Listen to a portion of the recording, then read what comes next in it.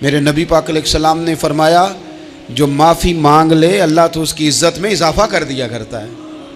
تو اس لیے ایک تو جہاں یہ معاملہ ہے وہاں، اور دوسری جو آیت میں نے تلاوت کی اس میں اللہ کہتا ہے کہ غصہ پی بھی جاؤ، معافی مانگو بھی اور معاف کر بھی دو۔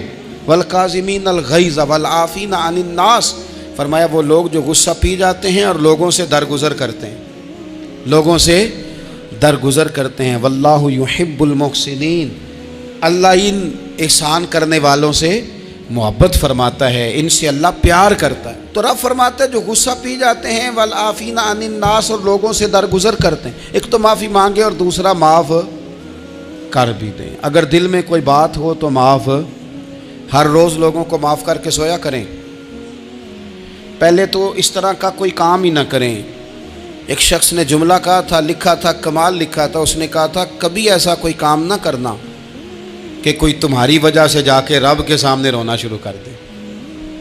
ایسا کوئی کام نہ کرنا کہ کوئی بندہ تمہاری شکایتیں اللہ رسول کو لگائے، اس طرح کا کبھی کام نہ کرنا کہ وہ تڑپ اٹھے اور کہے اب تمہارا شکوہ میں نے وہیں کرنا ہے۔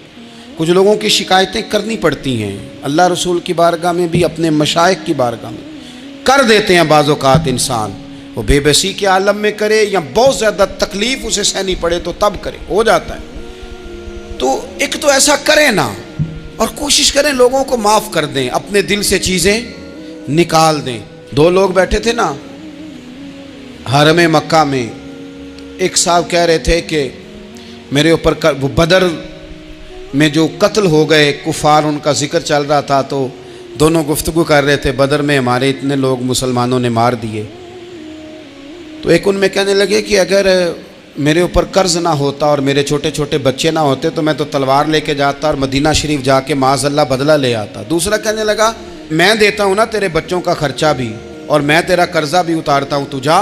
اس نے کہا پکی بات ہے؟ کہا ہاں، قرضہ بھی میں اتار دوں گا، تیرے بچوں کا خرچ بھی اٹھاؤں گا، تو جا۔ اس نے خنجر تیار کیا، تلوار تیار کی، گھوڑے پہ بیٹھا، گلے میں وہ تلوار اس نے اپنے ڈالی اور مدینہ شریف آ گیا۔ اتفاق کی بات یہ کہ ملاقات حضرت عمر سے ہوئی۔ جناب عمر کہنے لگے مجھے تیری نیت ٹھیک نہیں لگتی، پکڑا کدھر آئے ہو؟ کہنے لگا میں تو بدر کے قیدیوں کے بارے میں بات کرنے آیا۔ فرمایا تلوار لے کے چل تجھے حضور کے پاس لے کے جاتا ہوں۔ نبی کریم کی بارگاہ میں لے گئے تو حضور فرمانے لگے کیسے آئے ہو، کیسے آنا ہوا؟ کہنے لگے جی میں تو بدر کے جو قیدی آپ کے پاس ہیں ان کی بات کرنے آیا تھا۔ تو حضور فرمانے لگے چل پھر باقی کی میں سناؤں۔ خیال آیا مسلمان نیک و بد پہچان جاتے ہیں، محمد آدمی کے دل کی باتیں جان جاتے ہیں صلی اللہ تعالی علیہ وسلم۔ فرمایا میں سناؤں؟ حضور کیا؟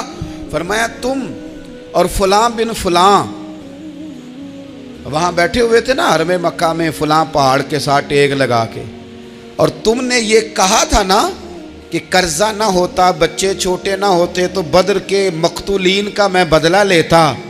یہ سارا کچھ طے کر کے پھر آئے ہو تلوار لے کے، اور یہاں کہتے ہو میں قیدیوں کے بارے میں بات کرنے آیا تھا۔ اس کے تو پسینے چھوٹ گئے، وہ تو بے حال ہو گیا۔ اس نے کہا اس کا تو سوائے اس کے اور میرے کسی کو نہیں پتا، اور اگر آپ کو پتا چل گیا ہے تو پھر آپ اللہ کے سچے رسول ہیں۔ تو حضور اگر آپ کو پتا چل گیا ہے کہ میں قتل کرنے کے ارادے سے آیا ہوں، میں معاذ اللہ بدلہ لینے آیا ہوں، اللہ کرے آپ کو سمجھ آئے میری بات کی۔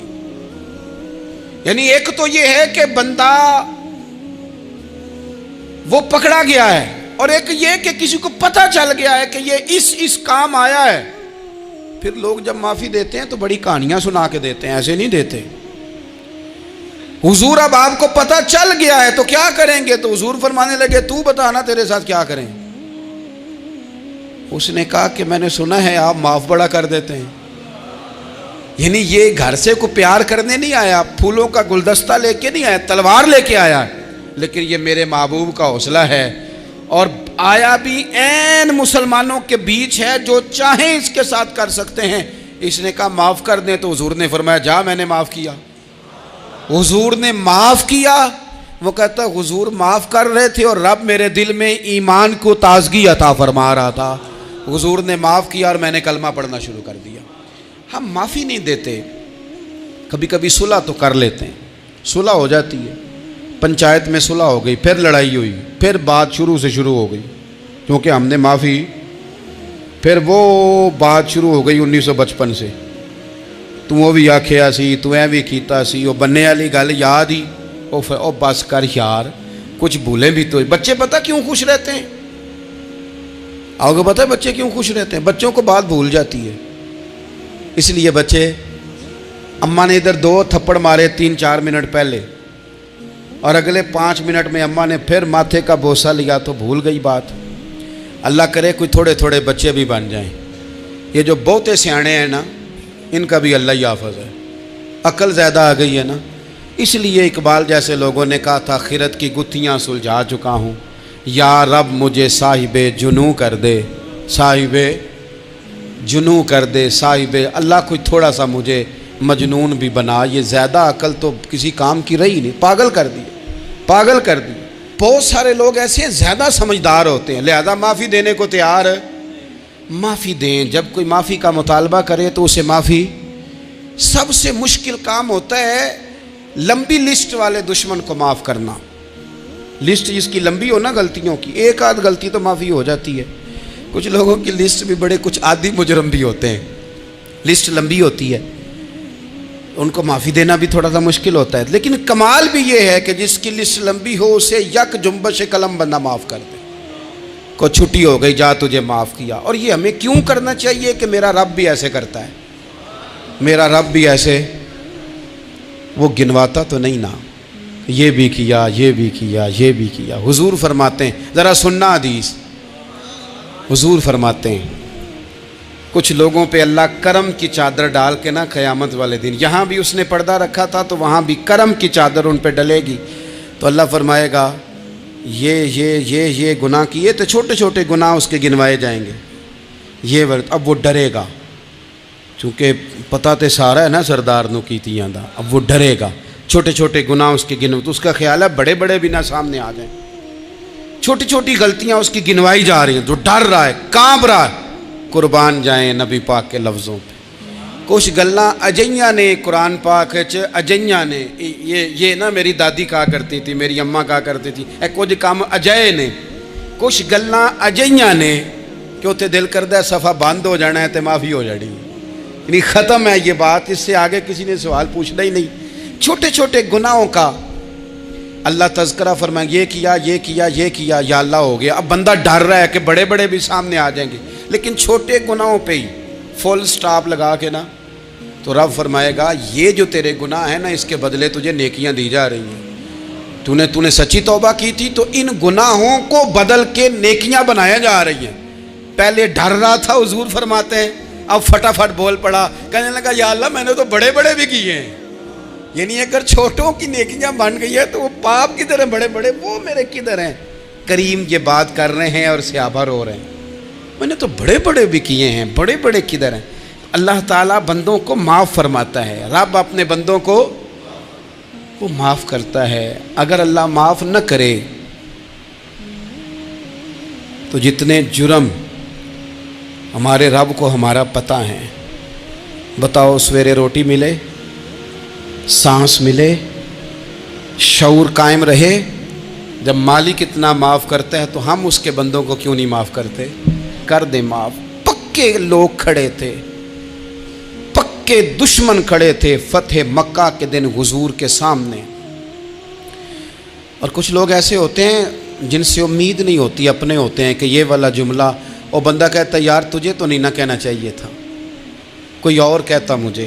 कहते हैं, ये ना समझें कि लोग कहते नहीं, कहने वाले, ये बात ही आप छोड़ दें कि कोई आपको कुछ कहेगा नहीं, ये छोड़ दें। मखलूक तो इस तरह की बात ढूंढ के लाती है कि इंसान परेशान हो जाता है कि यार मैं ये कर सकता था, मैंने किया नहीं, और जो मैंने किया नहीं वो तूने मेरे खाते डाल दिया है। ऐसे लोग सामने खड़े हो गए फतेह मक्का के दिन कि जिनके चेहरों से उनकी ज़्यादतियाँ अयां हो रही थी, उनके जुल्म छलक रहे थे चेहरों से। हुजूर के सामने खड़े हैं, कांटे बिछाने वाले भी, रोड़े मारने वाले भी, गले में रस्सियाँ डाल, सारे खड़े हैं। हुजूर ने फरमाया बताओ तुम्हारे साथ क्या सलूक करूं। उन्होंने कहा आप करीम हैं। तो हुजूर ने पता क्या कहा, कुरान पाक में एक सूरा यूसुफ है, کچھ لوگوں کو لفظ قصہ بھی بڑا برا لگتا ہے، تو اللہ فرماتے ہیں نحن نقص علیک احسن القصص، محبوب ہم آپ کو ایک سونا قصہ سنانے لگے ہیں۔ اس کو اللہ نے قصہ کہا، سونا قصہ، سورہ یوسف کو۔ تو سورہ یوسف کیا ہے بھلا؟ ذرا انداز دیکھیے سورہ یوسف کا۔ پہلے حضرت یوسف لاڈلے ہیں باپ کے، لاڈلے، پھر اسی جناب یوسف کے منہ پہ تماچے ہیں، پھر وہی جناب یوسف کنویں میں ہیں، پھر کنویں سے بچ گئے، کنویں میں گرا بھی بندہ کبھی بچتا ہے، بچ گئے، اللہ کی شان ہو تو بچ جاتا ہے، بچ گئے۔ فرماتے ہیں میں نے سمجھا بچ گیا ہوں، جب بچ گیا تو بڑی تکلیف ہوئی۔